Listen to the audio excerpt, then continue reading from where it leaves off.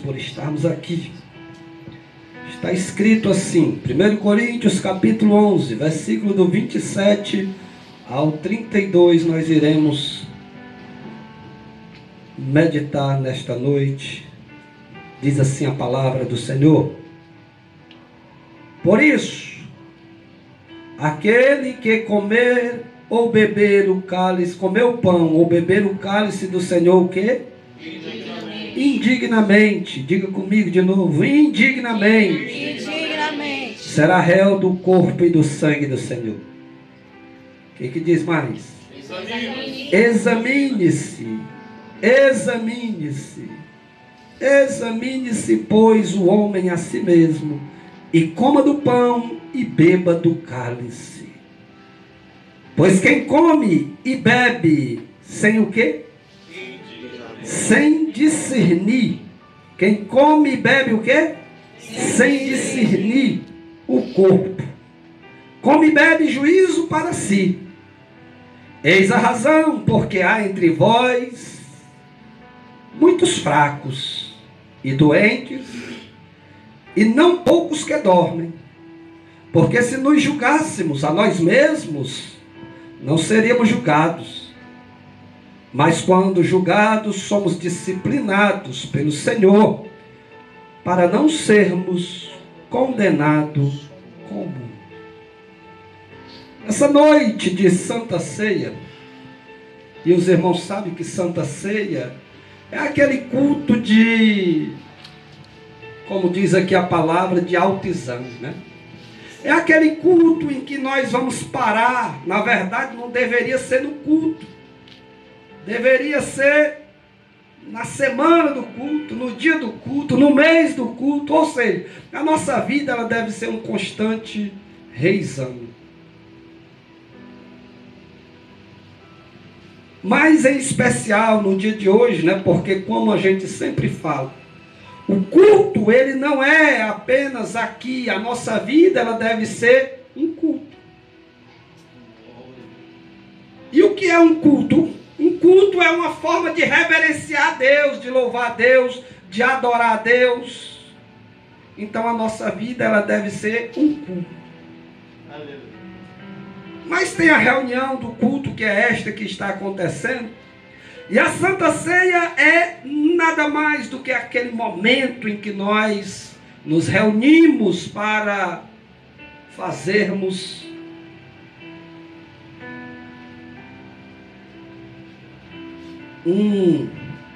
não apenas um ritual religioso, mas análise, um exame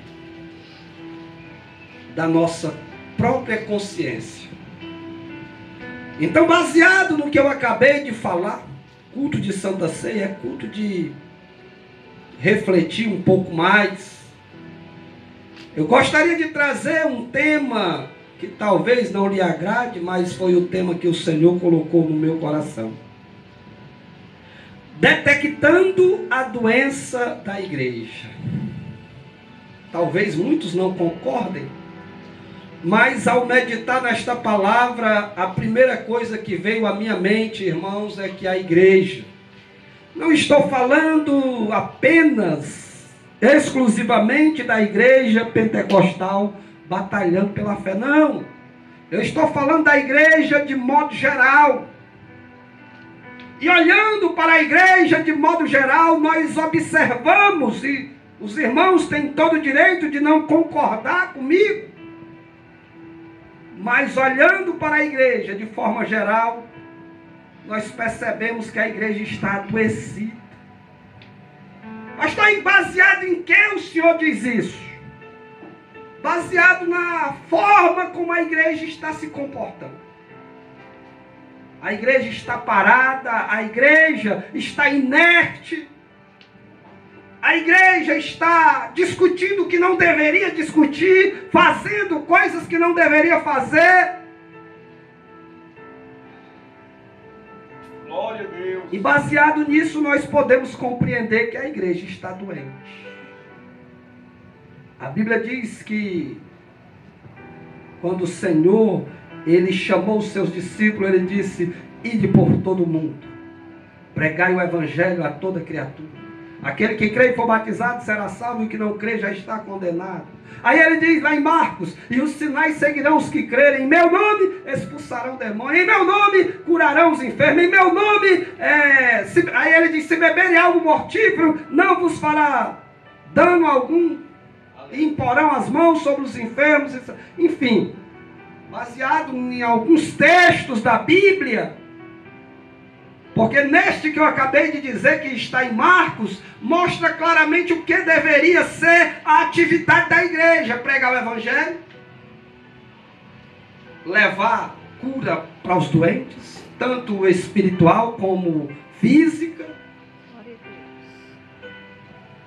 um papel ativo na sociedade, denunciar o pecado e combater este pecado com amor. O antídoto é o amor. Não o amor que nos faz aceitar o pecado, passar a mão sobre o pecado, mas o amor que nos faz confrontar o pecado e dizer para o pecador que ele precisa se arrepender. Aleluia! Glória a Deus! Baseado nisso, nós podemos perceber que a igreja ela está adoentada.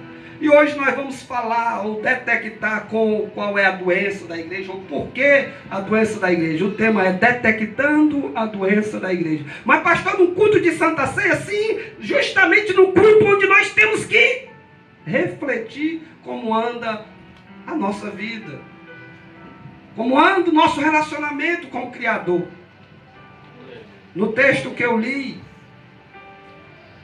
começando pelo versículo 27, diz: por isso, aquele que comer o pão ou beber o cálice do Senhor, aí eu pedi para os irmãos repetir a palavra, indignamente. E aqui nós já vamos vendo quais são as causas que estão fazendo com que os crentes ou a igreja adoeçam.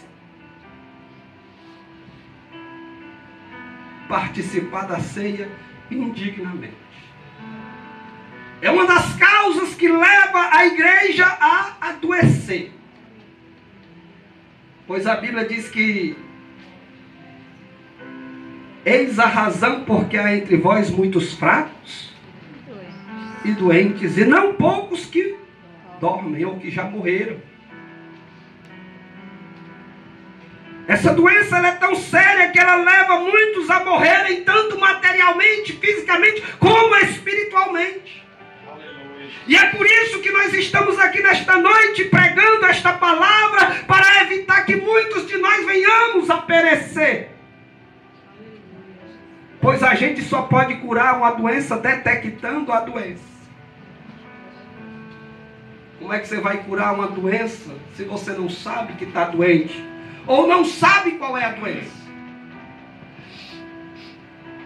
Mas o apóstolo Paulo, ele fala aqui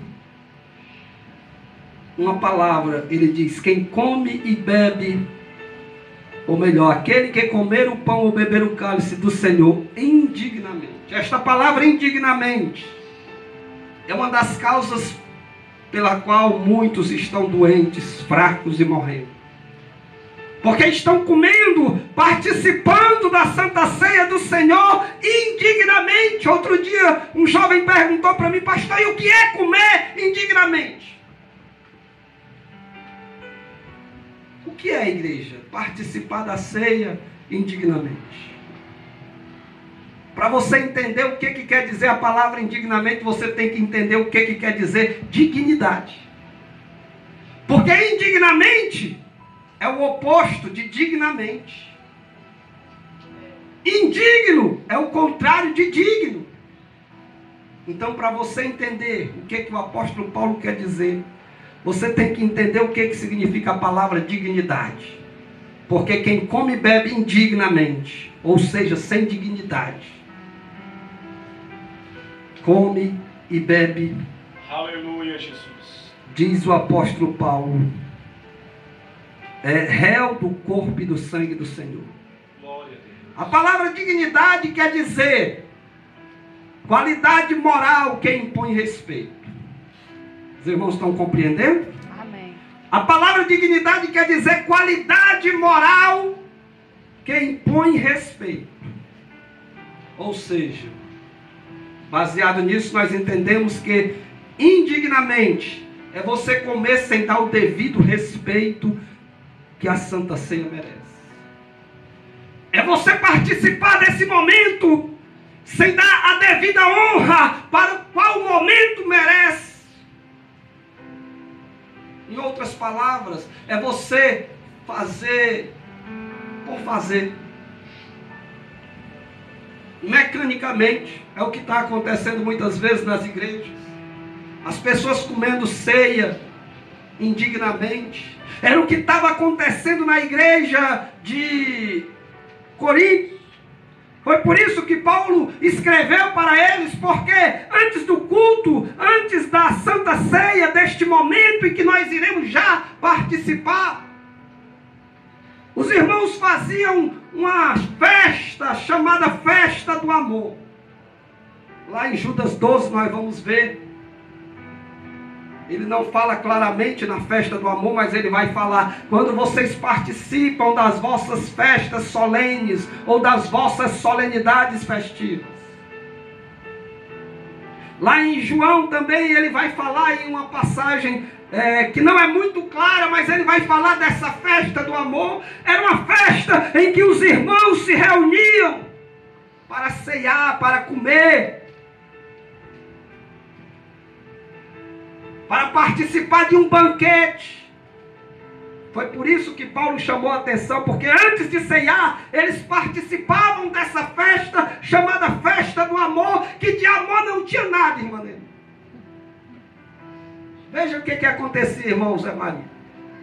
Os mais ricos, cada um levava o seu pão, o seu vinho. Os mais pobres, alguns não tinham condição de levar, outros tinham condição de levar apenas uma pouca quantidade. E eles começavam essa festa que chamava-se Festa do Amor. Essa festa não é um mandamento do Senhor.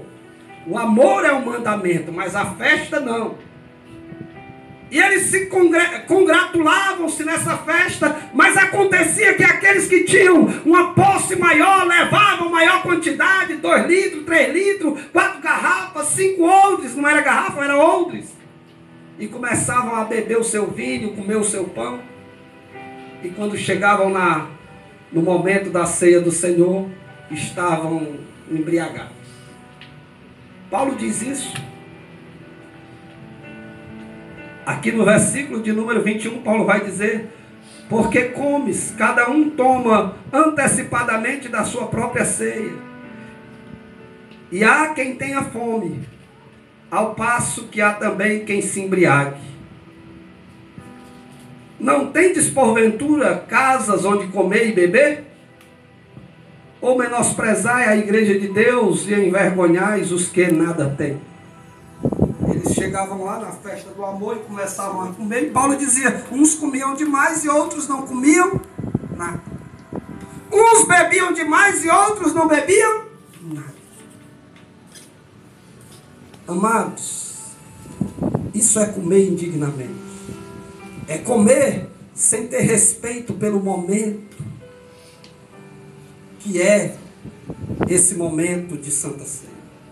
É comer sem dar devida importância ao que Cristo falou, que nós devemos amar uns aos outros. Glória a Deus. É comer sem dar devida importância do sacrifício que Cristo fez na cruz, o porquê que Ele fez aquele sacrifício. Aleluia! Porque tem muitos que participam da ceia porque acham: não, eu sou batizado, por isso que eu participo. Não, você participa porque Cristo fez um sacrifício, e este sacrifício foi para que você tenha vida, e este sacrifício, ele é digno de atenção, ele é digno de respeito. Louvado seja Deus. Aleluia! Deus maravilhoso. Você tem que entender por que ele se sacrificou, por que esse sacrifício, como foi esse sacrifício. Pastor, eu sou obrigado a entender isso. É obrigado. Não por mim, mas pela tua própria consciência. Você tem que ter consciência do que foi o sacrifício de Cristo. tem a devida consciência, você não terá o devido respeito por este momento.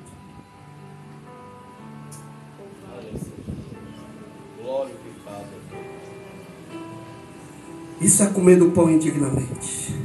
Por isso, aquele que comer o pão ou beber o cálice do Senhor indignamente será réu do corpo e do sangue do Senhor.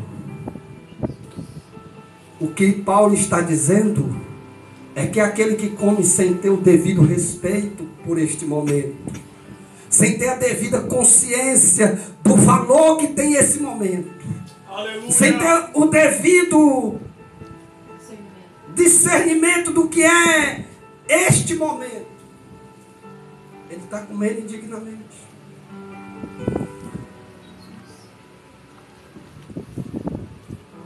Um grande líder chamado João Calvino,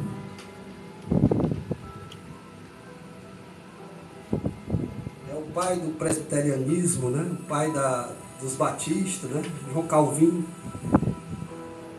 Ele disse que ser digno, palavra dele, abro aspas, não é minha, dele. Ele disse que ser digno, primeiramente, é reconhecer a tua indignidade.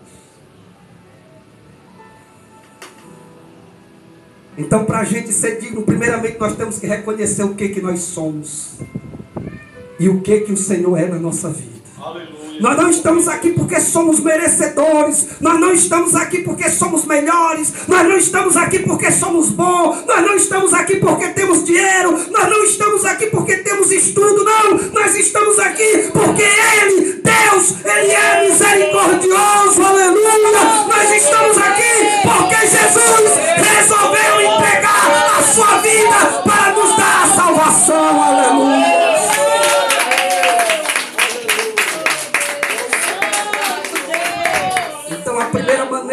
A primeira forma de encontrarmos a nossa dignidade é reconhecer quão indigno nós somos. Uma certa vez o apóstolo Paulo ele disse: miserável homem que sou. O que ele fez? Reconheceu o quão desprezível, o quão miserável, o quanto ele precisava de Deus na vida dele.